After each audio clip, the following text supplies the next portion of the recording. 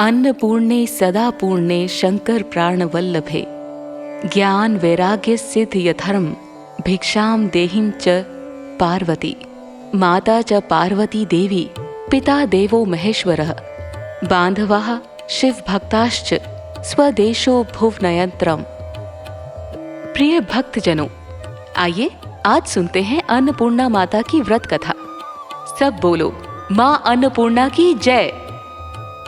मां अन्नपूर्णा माता का महाव्रत मार्गशीर्ष मास के कृष्ण पक्ष पंचमी से प्रारंभ होता है और मार्गशीर्ष शुक्ल षष्ठी को समाप्त होता है। ये उत्तमोत्तम व्रत 17 दिनों का होता है और कई भक्त 21 दिन तक भी पालन करते हैं। महाव्रत की कथा। एक समय की बात है, काशी निवासी धनंजय की पत्नी का नाम सुलक्षणा था। उसे अन्य सब सुख प्राप्त थे, लेकिन निर्धनता ही उसके दुख का एकमात्र कारण थी। ये दुख उसे हर समय सताता रहता था। एक दिन सुलक्षणा पति से बोली, स्वामी आप कुछ उद्यम करो तो काम चले, इस प्रकार कब तक काम चलेगा। सुलक्षणा की बात धनंजय के मन में बैठ गई और वो उसी दिन विश्वनाथ शंकर जी को प्रसन्न करने के लिए बैठ गया और कहने लगा, हे देवाधिदेश विश्वेश्वरः, मुझे पूजा पाठ कुछ आता नहीं है, लेकिन आपके भरोसे बैठा हूँ। इतनी विनती करके वो 2-3 दिन भूखा प्यासा बैठा रहा। ये देखकर भगवान शंकर ने उसके कान में अन्नपूर्णा अन्नपूर्णा अन्नपूर्णा इस प्रकार 3 बार कहा। ये कौन क्या कह गया? इसी सोच में धनंजय पड़ गया कि मंदिर में आते ब्राह्मणों को देखकर पूछने लगा, पंडित जी अन्नपूर्णा कौन है? ब्राह्मणों ने कहा, तू अन्न छोड़ बैठा है सो तुझे अन्न की ही बात सूझती है। जा घर जाकर अन्न ग्रहण कर। धनंजय घर गया, स्त्री से सारी बात कही। वो बोली, नाथ चिंता मत करो, स्वयं शंकर जी ने ये मंत्र दिया है, वे स्वयं ही खुलासा करेंगे। आप फिर जाकर उनकी आराधना करो। धनंजय फिर जैसा का तैसा पूजा में बैठ गया। रात्रि में शंकर जी ने आज्ञा दी और कहा, तू पूर्व दिशा में चला जा। वो अन्नपूर्णा का नाम जपता जाता और रास्ते में फल खाता, झरनों का पानी पीता जाता। इस प्रकार कितने ही दिनों तक चलता गया।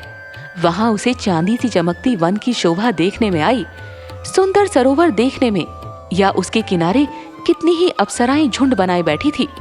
एक कथा सुनाती और सब मिलकर मां अन्नपूर्णा इस प्रकार बार बार कहती थी।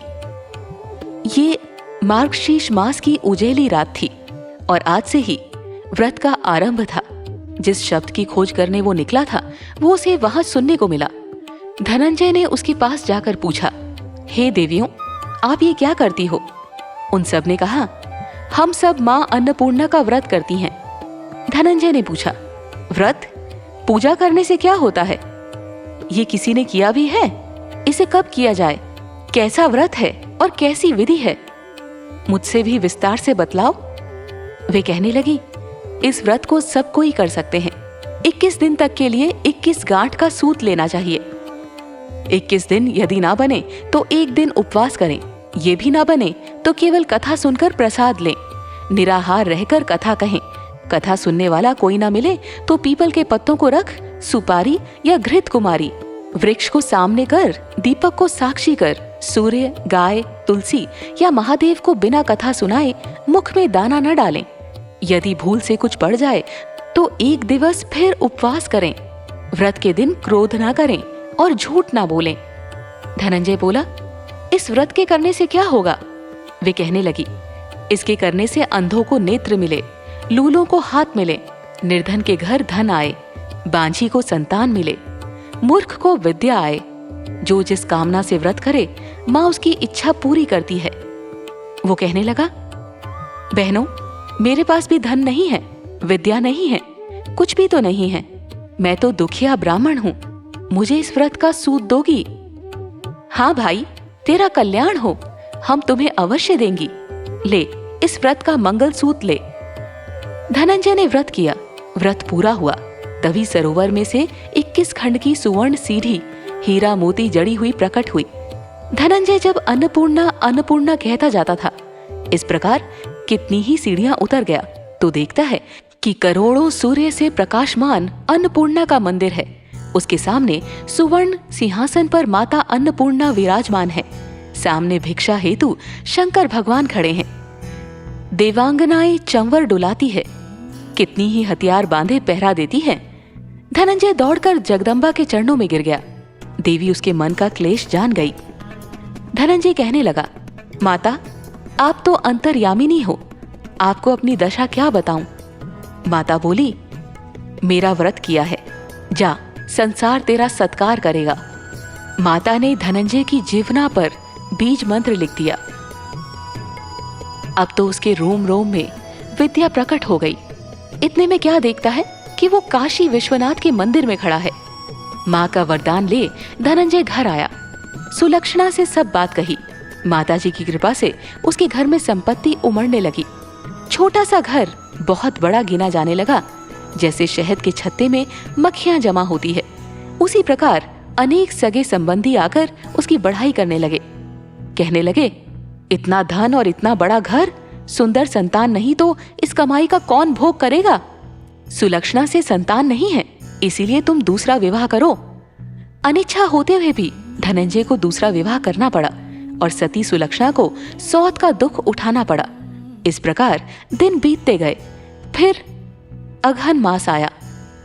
नए बंधन से बंधे पति से सुलक्षणा ने कहलाया कि हम व्रत के प्रभाव से सुखी हुए हैं, इस कारण ये व्रत छोड़ना नहीं चाहिए।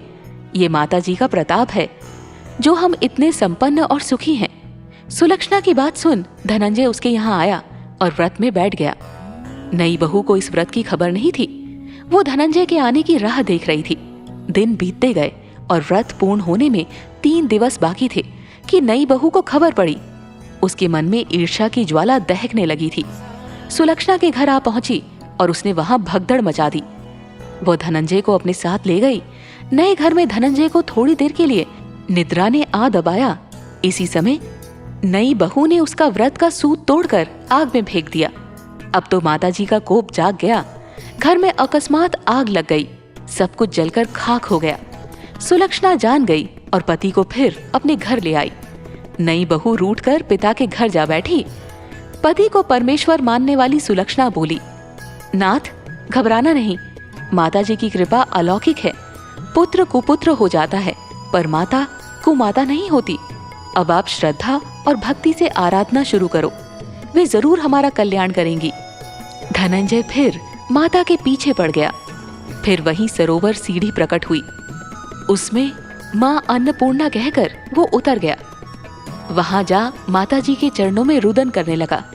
माता प्रसन्न हो बोली, ये मेरी स्वर्ण की मूर्ति ले, उसकी पूजा करना, तू फिर सुखी हो जाएगा। जा, तुझे मेरा आशीर्वाद है। तेरी स्त्री सुलक्षणा ने श्रद्धा से मेरा व्रत किया है, उसे मैंने पुत्र दिया है। धनंजय ने आंखें खोली तो खुद को काशी विश्वनाथ के मंदिर में खड़ा पाया। वहां से फिर उसी प्रकार घर को आया। इधर सुलक्षणा के दिन चढ़े और महीने पूरे होते ही पुत्र का जन्म हुआ। गांव में आश्चर्य की लहर दौड़ गई। इस प्रकार उसी गांव के निसंतान सेठ के पुत्र होने पर उसने माता अन्नपूर्णा का मंदिर बनवा दिया। उसमें माताजी धूमधाम से पधारी, यज्ञ किया और धनंजय को मंदिर के आचार्य का पद दे दिया। जीविका के लिए मंदिर की दक्षिणा और रहने के लिए बड़ा सुंदर सा भवन दिया। धनंजय स्त्री पुत्र सहित वहां रहने लगा। माताजी के चढ़ावे में भरपूर आमदनी होने लगी। उधर नई बहू के पिता के घर डाका पड़ा, सब लुट गया। वे भीख मांगकर पेट भरने लगे। सुलक्षणा ने ये सुना तो उन्हें बुला भेजा, अलग घर में रख लिया और उनके अन्न वस्त्र का प्रबंध कर दिया।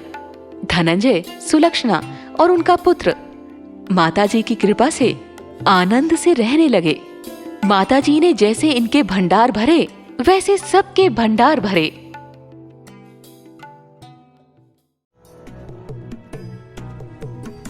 प्रिय भक्तजनों, उम्मीद करते हैं कि आपको ये कथा अत्यंत पसंद आई होगी। अगर आपको हमारी कथा पसंद है तो सब्सक्राइब करना ना भूलें, लाइक, कमेंट और शेयर अवश्य करें। अगर कोई त्रुटि हो उसे क्षमा कीजिएगा और हमें कमेंट में जरूर बताइए। आप पर और पूरे परिवार पर भगवान की कृपा सदैव बनी रहे। धन्यवाद। जय श्री कृष्णा।